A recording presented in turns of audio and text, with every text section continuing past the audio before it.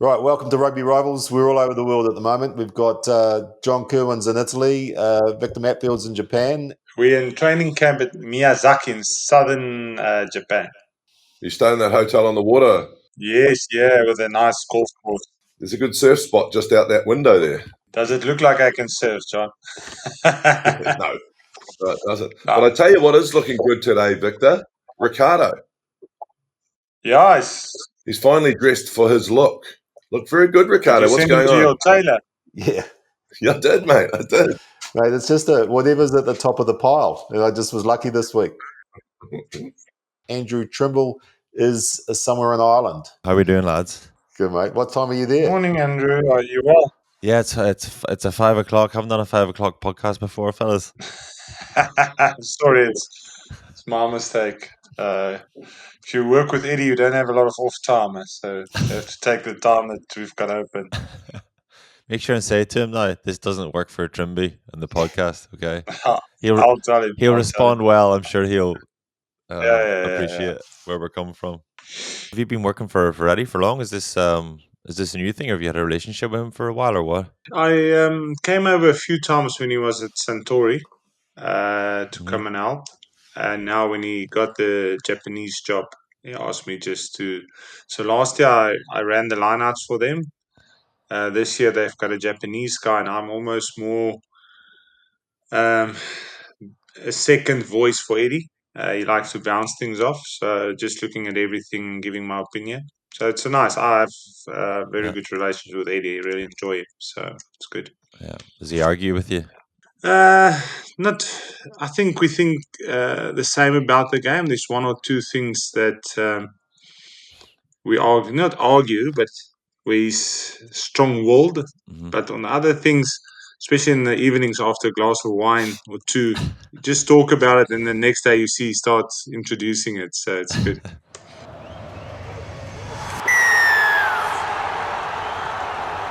So first of all, I want to ask you about something that happened in England. Dan Cole flying through the air and landed with a yellow card. Fair or not, Victor? Our feelings about red and yellow cards. I really hate them, but I think in the way they interpret the laws these days, I think it was a yellow card. I don't know. I think there was maybe a little bit of intent, or he was just really clumsy. And you probably get that when a prop runs full speed for more than 20 meters. They struggle to stop. They struggle to think, and I think he went into the air, and that was very clumsy. So, unfortunately, I think in his last game, no one wants to see that. I mean, he was a great player, great for the game as well, and a pity that it ended like that. JK? Yeah, well, look, for me, I think there's a bigger picture here, and Victor and I have been chatting about it. So when you think about the last couple of weeks, you think about Tupavai in the Chiefs game, you think about Dan Cole, you think about the Bulls versus the Shark, where they were down to 13 players. As a game, do we need to relook at intent? When you think about the Tupavai one, it was, a tackle that pushed him in. It's such a fast-moving game. Now, I think the mitigating factor with Dan Cole was like, did he drop his shoulder? If you've done that, that's just stupid. But I still think on report is a better thing for us to go to check things. So for me, what's happening, and I keep talking about the fan, is all of a sudden over 3 weekends the fan has spent good money to see not 15 versus 15. And in Dan Cole's case, a great player, great career. Would you like to see it end like that if that's the end? No, unless you're the player at the other end of the prop landing on your face. If there's malice, I think we need to get towards, is there malice? And if you look at all those red cards, then like Victor said, if Dan's dropped his shoulder, then that's stupid and you go, you deserve it. If it's clumsy and there's no malice, then that's different. Because when you think about head contact in the other games, same scenario. Was there malice? And so, and heat of the moment's really hard, guys. Like heat of the moment, if you're a referee, and let's not bring the referees into this because it's not their fault. They are doing their job. But a heat of the moment, in big games, they are under as much pressure as you can. So take a little bit more time, put them on report, let the TMO do his job, and then maybe readdress it in a few minutes. I don't know. Trimby, did you watch the game? And if you did, what did you think of Finn Russell's performance? I only saw bits of the game, and Finn Russell obviously, like, is him versus Pollard is your classic two different styles, and the clash of those two styles, and obviously Finn Russell came out on top. But the Dan Coles piece, there's the intent, and then there's the clumsiness, and I think it definitely leans more on clumsiness. I'm not sure if he intended it, but he's not technical enough to, as you say, Victor, to run 20 meters and then get in the air. There should be a legislation for tight head props, and then there should be something else for the other 14 players on the pitch. Definitely. But there's also the category of not being intentional, but not being careful, basically throwing yourself in there thinking who knows what might happen and not taking enough care, and I think he's guilty of that. But and then the other one, the argument you often hear is, was he in the air early and then you're protected? But that's not right, because if you jump before the ball is kicked, what are you jumping at? You wait till the ball's kicked, then get in the air, and his was just didn't look like he meant to do it, but looked like he didn't care what happened. And if you don't care, then ultimately he deserves what he got. Should we be getting rid of, we're doing this for player safety and I'm all for that, but should we get rid of players being in the air? Like, why don't we just let the catcher catch the ball, give him a few yards, and then he can run at you? It might create a safer situation. Like, some people might say, oh, that's taking a contest out of the game. But most of the dangerous stuff that I see is when a player's feet are off the ground. So why don't we just say no one can jump off the ground? You can't jump and try and stop a ball anymore. And if you're catching a high ball, the defenders just have to come, stop, and give them 3 yards to counterattack. Because if we're worried about player safety, and it's happening a lot, like, some of the scary stuff for me is when two players are colliding mid-air trying to catch a high ball. No, high ball. The high ball, like, that competition in the air is a huge part of the game. As a winger, that's one of the most interesting parts of the game. That's the piece of the game that I think they need to protect, and that's the piece they brought in, that the escort lines, like being more fussy about the escort lines, penalising, getting in the way, basically to allow that contest in the air. And for a while, and this is the problem. There's no consistency. We go back and forth. We penalise it one week, and then we don't penalise it the next. When we penalise it and guys get out of the way and they allow that contest in the air, I think that is part of a spectacle that I think we need to protect in the game. This is like a winger saying, protect this, in the same way. Victor, you're probably going to say something about the scrum that I don't care about. So Yeah, I'm with Andrew as well. I think it's a skill in the game that you can't take out.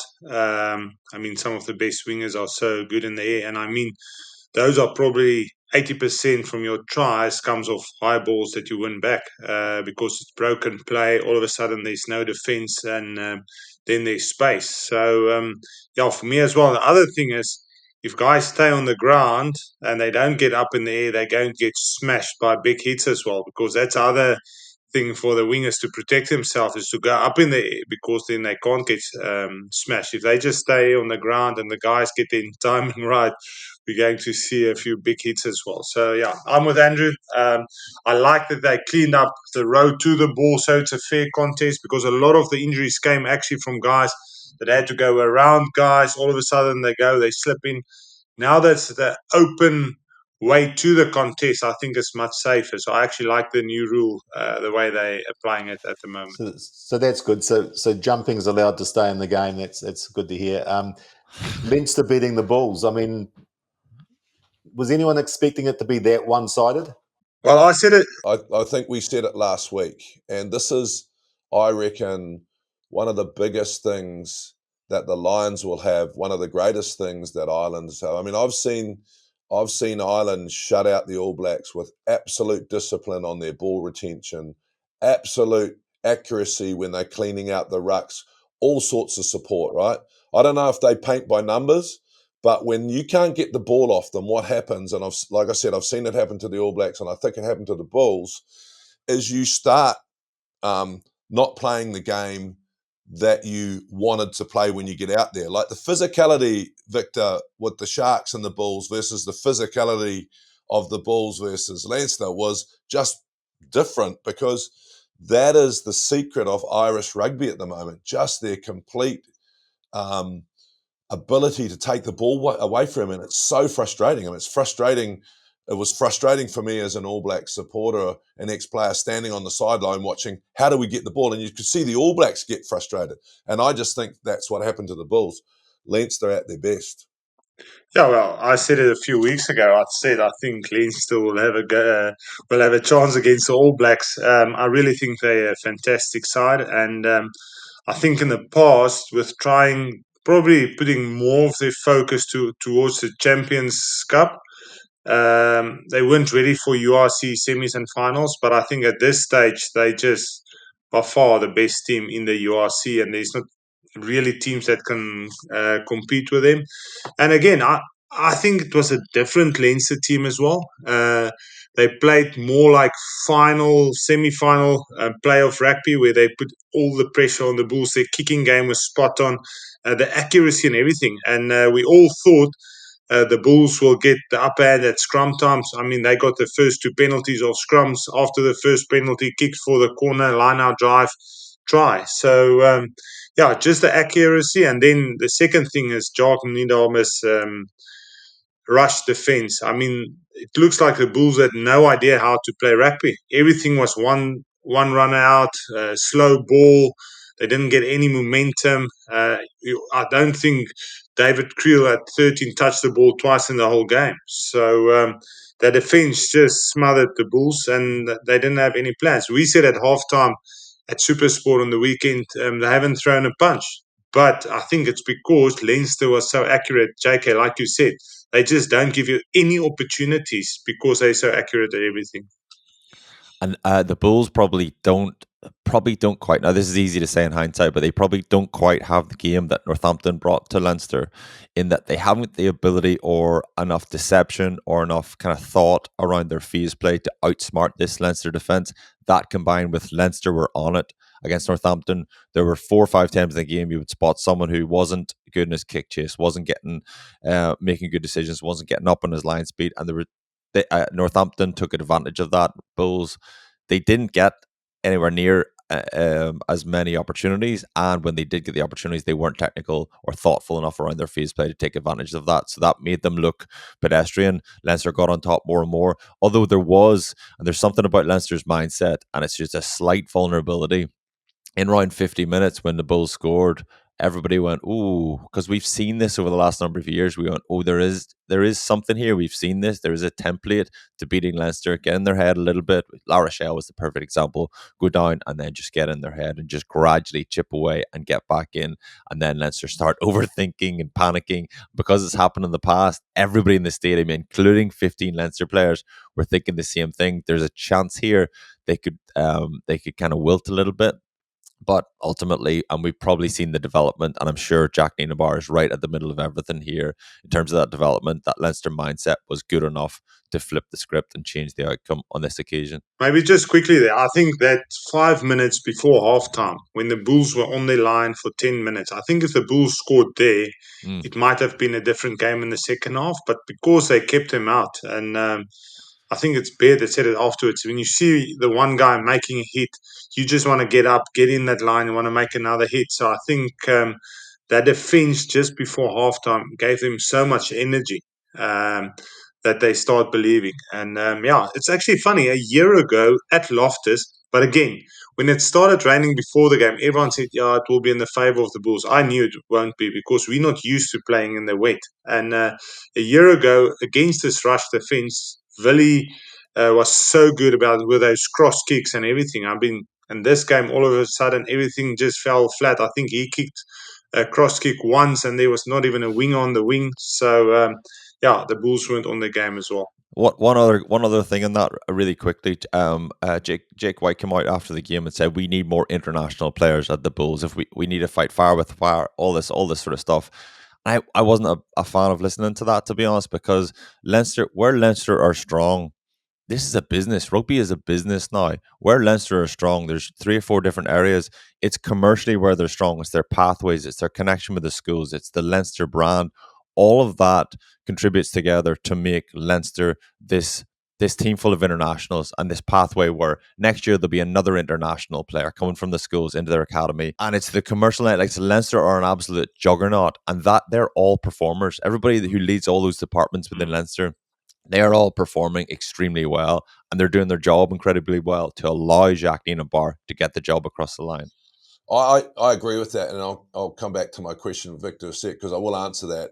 I did listen to Jake, and it comes into the question I'm going to ask Victor, but I agree with you, Andrew. Like for me, there are different philosophies around World Rugby, right? We spoke about this international, rebel tournament going on, and the reason why I supported it is because would we be able to get Richie Mo'unga to play for New Zealand and play in that rebel league rather than lose him to Japan? So South Africa have made a decision, and this comes back to my question, Victor. South Africa made a decision to leave the brotherhood of the Southern Hemisphere, right?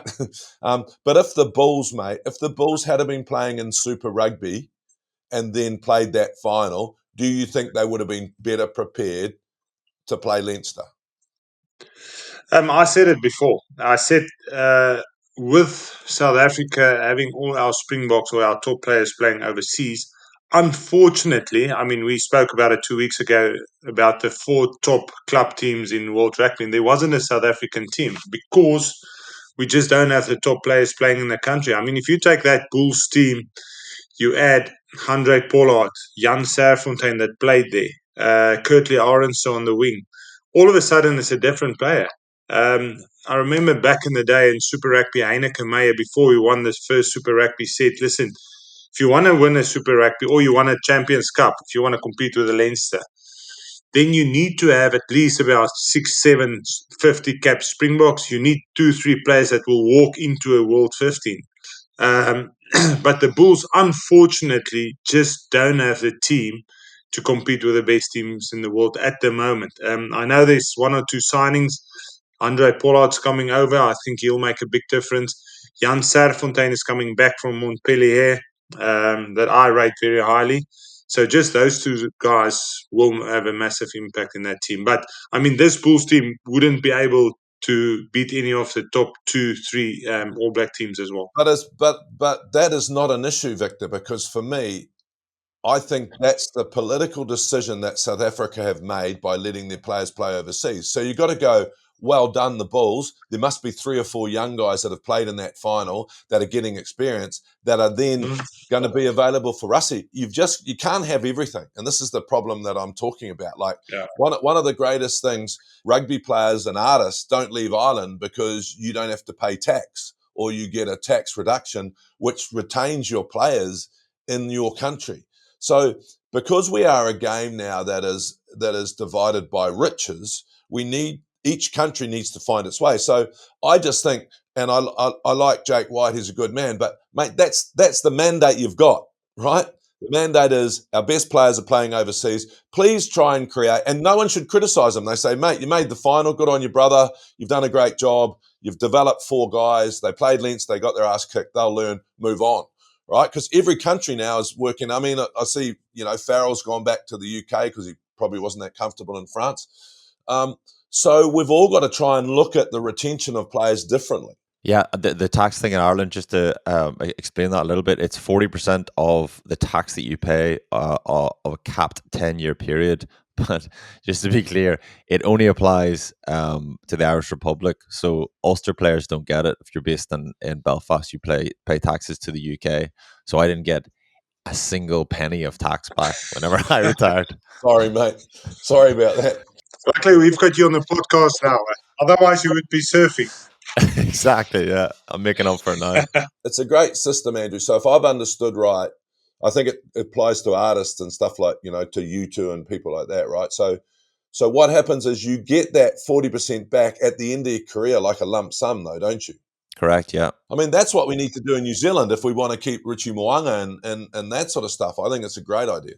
Victor, you were talking about, this breakaway league. Well, it'd be nice to actually pay guys the way they should be paid, pay them well enough that after they finish their career, they can retire. Well, 1 or 2 of those Irish guys, it did leak out what Leinster are paying a number of their players, what their IRFU supplement them. And the numbers seem to be reasonably accurate there. This is about a month ago. This kind of leaked out, was doing the rounds in a number of WhatsApp groups. And then I'm sure there's a lot of people thinking, oh, if you get paid that for 10 years, what sort of lump sum are you going to get when you finish? It's a nice little pension when you're mid 30s, 36 years old.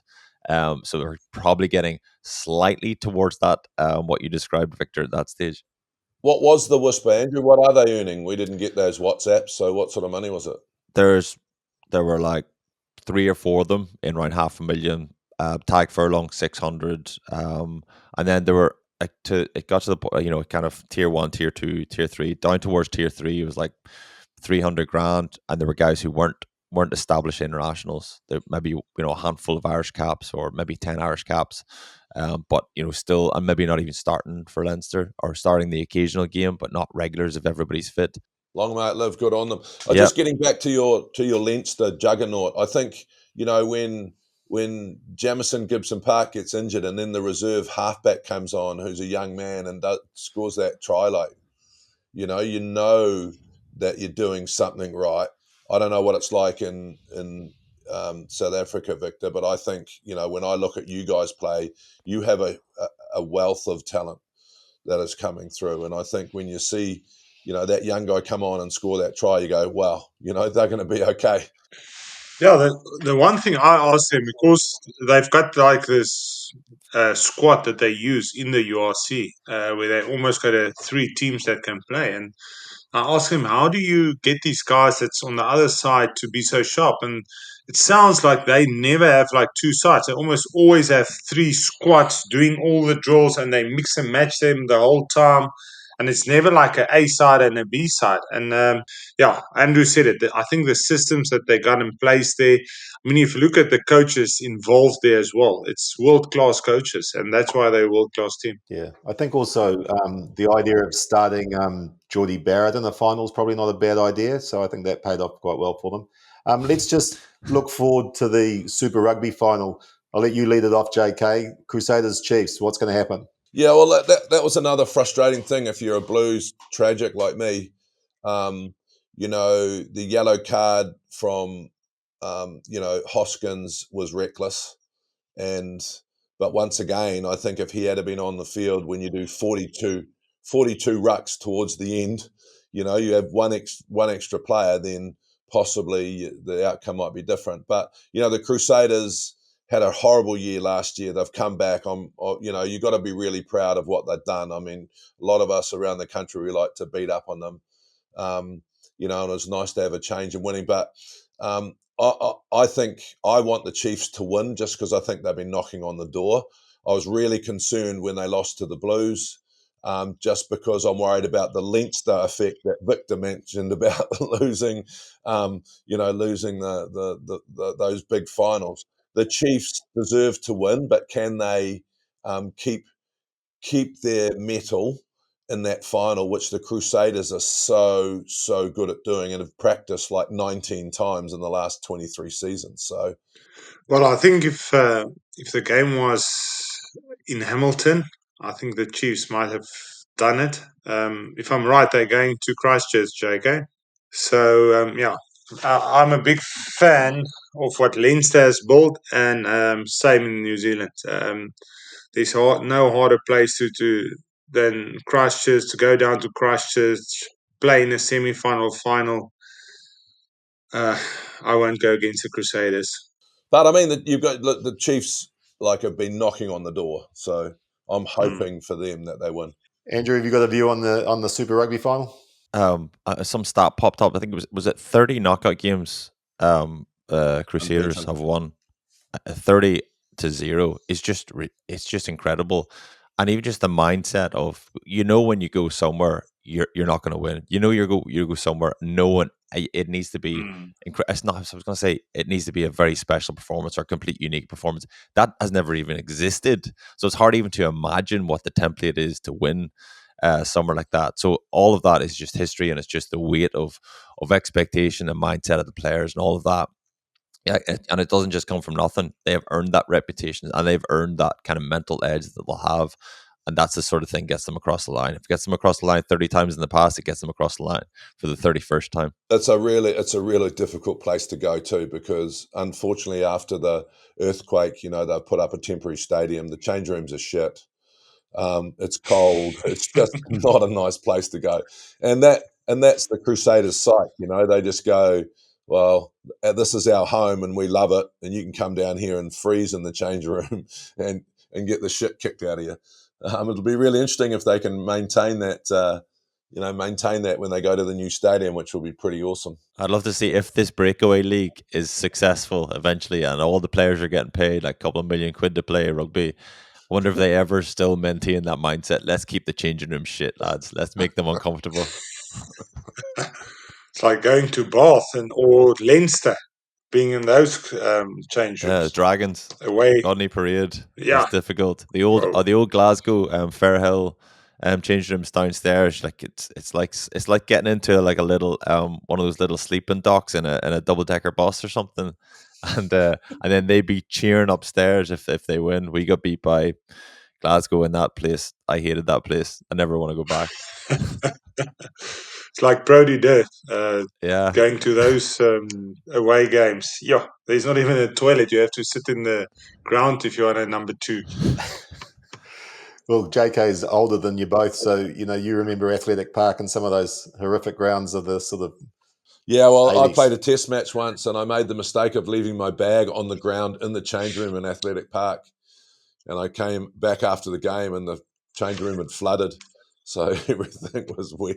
That was a really interesting place to play. Victor, you're in Japan at the moment, helping the Japanese team prepare for the Pacific Nations Cup, which is obviously an incredibly important tournament for the development of those nations. So just give us an insight into what's going on and what you're doing. Yeah, I just arrived here this morning. Slept over in Tokyo last night, and after 18-hour flight, arrived and went straight to the training ground with Owen Franks. He arrived with me. Just helping them out, consulting. I'm here for 2 weeks, having a look at everything they do, giving my input. Got a lot of respect for Eddie Jones, good friends with him as well. So, nice to work with him. And I think the Pacific Nation is so important for these guys. I think you guys saw it with the Islanders playing in the Super Rugby now as well. If we want to grow the game, we need more competition, and we need more than 8, 9, 10s competing at the highest levels. So, for Japan, America, Fiji, these guys need to play consistently against some of the better opposition out there, better teams out there. So, hopefully they can win it this year. They lost last year against Fiji in the final. Hopefully they can go a step further this year. Eddie actually started with a lot of youngsters, except for Leachy that played a few games. I don't think there was anyone that had more than 20 test caps. So a young team. This year they'll be more mature, and hopefully we can push a bit further. Ricardo, I was the coach when it got introduced, and World Rugby have done an amazing job because it's quite a big cost. But it's an incredible tournament. We started out by coming last, and in the end, we beat Fiji in Fiji to win the Pacific Nations Cup. And like Victor said, it was fundamental because now the Japanese are used to it because they get to tour properly. But back then, working out how to play against a Pacific side when you're giving away a bit of weight, really understanding a Japanese style of rugby. And it's one of the best investments ever. And, I think the other thing that's very difficult is that, and so World Rugby, I think that investment has been amazing.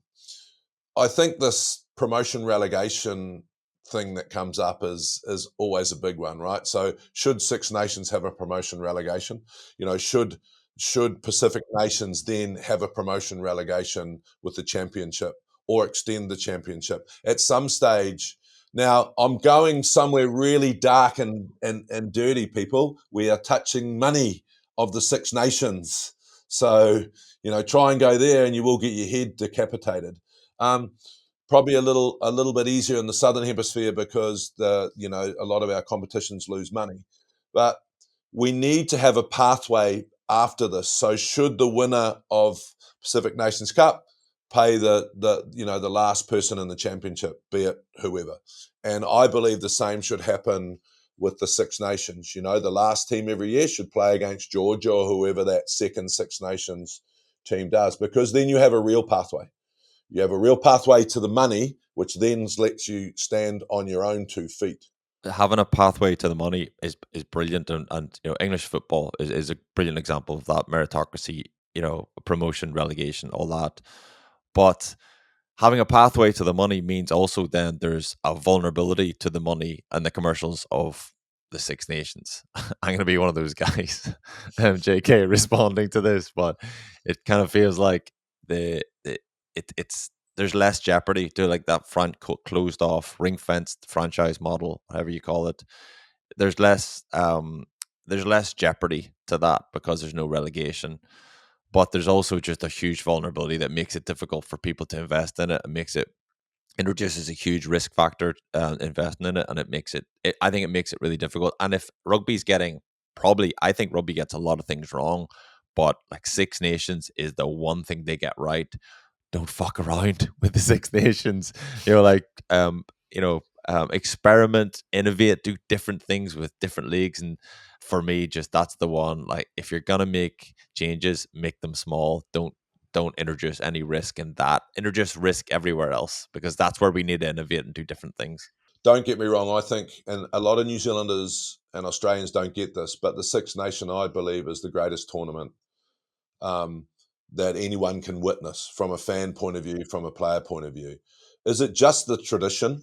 Is it the tradition that's made it so great? I mean, the Six Nations will not even change your dates, right? And I get what you're saying. Yeah, I know. I get what you're saying, right? At some stage, we were moaning about the French last year, last week on the show, sort of saying, well, they don't give a toss about anyone else. They're going to send their second team to New Zealand because they don't really care. At the end of the day, I get what you're saying, but how do Georgia then, if they're going to invest and do a great job, and let's just say for the sake of it, because you're Irish, they do a better job in their development than Ireland, and they start winning a whole lot of football games, why shouldn't they have a crack at it? Yeah, Just because everyone should be secure with their money. Yeah. Maybe that insecurity would create the opposite, and you go, shivers, everyone's got to work like Leinster, I don't know what your reality is like at Ulster, but Ulster need to pull their finger out and start developing better. I don't know. Yeah, maybe, and like Wales is probably the example, or it had been Italy up until the last year or two, and that conversation and debate was red hot at one stage. Should Georgia be in the Six Nations rather than Italy? But unfortunately, but only when Italy was last, not when Wales is last. That hasn't been spoken about. Exactly. Yeah. So when the Italians are last, oh, let's do promotion relegation. When the Welsh or Scottish are last, oh no, we're all good. Exactly. But ultimately, the driver, and we all talk about, like, we're all rugby people. We want to see competition. We want to see the game develop. But ultimately, it'll be a commercial decision. More people want to go to Rome for the weekend than they want to go to Tbilisi. And actually, we probably might see a good example of how compelling Tbilisi rugby product can be when Ireland tour there in July. One test on the 5th of July, and I'm led to believe it's an incredible level of intensity and kind of rivalry, and it's like a soccer crowd. And if anything, we need to learn from soccer, it's I toured Argentina in 2014, and it was people baying for blood, proper soccer support, or rugby supporters with a soccer mindset, and that creates a unique product, and that's what Georgia have got going for it. Right, just before we go, JK, we've got the All Black team being named next week. So have you got any bolters for us? My little fast winger from the Chiefs. Leroy Carter, yeah, come from Sevens. Is he? Hopefully, he's still fine. But like what Sevens taught him was repeated efforts. Like, he's just got this engine on him. And the second thing, and this is interesting for you to think about, Victor. I don't think New Zealand has had real pace, besides Will Jordan on the wings. Now, I love a balance of wingers, and Andrew, you might like to contribute to this, because Victor, you should stay out of this conversation, mate. Just let us good-looking guys out the back talk about this. But I like the balance. I like the balance of, you know, a big winger and a real fast winger, and I don't think New Zealand's had that just recently. When Rico was on the wing, we had real out-and-out pace with him. You know, Sevu Reece is a dancer, but there's been a couple of occasions where he's lacked the pace to finish. And I just think when you look at the South African sides, Irish sides, and some of the European sides now, there's just a real out-and-out pace. So that's for me, Ricardo, is what I think we'll see, just that opportunity for Leroy to bring his pace, as long as he's not injured, obviously. Yeah, it's hard. It's hard to replace pace from an Irish perspective. Actually, there's a lot of that would be one of the criticisms of Irish rugby. There's actually a lack of out and out athleticism and pure power and pace. Mac Hansen's a kind of a distributor. James Lowe, he's a powerful winger, but neither of them are proper sprinters. So yeah, Irish rugby probably suffers from the same thing, and it's something. There has to be a place for it. It's a stereotype. You give the ball put the ball in the hands of your fast winger, he scores tries, and it's so important. You need someone to be able to get the ball across the line and to be able to win 1-on-1s. I think I actually said it last year, before one of the All Blacks game, when I looked at the back line, and I just said, it's not the All Blacks' fault, because normally when you looked at the All Blacks team, it's like maybe 12 got X factor, 13 was maybe someone solid, or the other way around. One of the three in the back three were so dangerous. Whenever they got the ball, there was trouble. So I think definitely that was something that was missing with the All Blacks in the last few years. And I mean, we were always almost chasing this bigger, faster wingers like New Zealand had in the past. And then all of a sudden, Rassie went and he gave some of our sevens players opportunity. And I mean, they've been magic for us. Whenever they touch the ball, even if there's a line in front of them, somehow they can get through it with their feet. And then they've got that pace. But the other thing that you need with that, if you pick a smaller winger, is they need to be brave, and they need to be able to get up in the air and win those balls back. And that's something we were lucky with Orange and with Ahmed, what's our other winger's name? Colby. That they're dangerous, but they're brave, and they're good defenders as well. Just talking about selection, Russie's picked a random prop from Edinburgh, Victor. Yeah, we've got a lot of injuries at loose head at the moment. We've But picked a isn't that hooker from Cardiff as well, I think. But isn't that interesting, Victor, that all of a sudden, if some of these guys decide to leave a bit earlier because they don't feel they've got a chance, you know, and they don't have to make themselves available for Scotland or Ireland anymore like our guys do, they can actually hang out, and Russie's going to pick them. That's a pretty big story, I reckon. I mean, Visa was the same at 8. Didn't play for South Africa, went over, played for Leicester, really played well, and Rassie picked him. So that's one thing that I still struggle with, is guys going over at a young age and then getting picked to come back. So I'm still fighting with that one. I would love them to first play in South Africa, make their name, play for the Boks, and then go for the money. But yeah, Rassie's point of view is, if you're South African, and sometimes you might even see they might be picked by Scotland or Wales or Ireland, and then you just gives them one test match so they can't be picked. So sometimes you do that as well. So yeah, he's very open. He doesn't mind where they play, where they start. If they're South African, he will pick them. I don't always agree with that. I think we better wrap it up there, because the last thing I want, Victor, is for you to be late for one of Eddie Jones's meetings. So thanks very much, gentlemen, and we'll catch you on Rivals next week. Say hello to Eddie for me, Cheers, Victor. fellas. I'll do. Thanks, guys.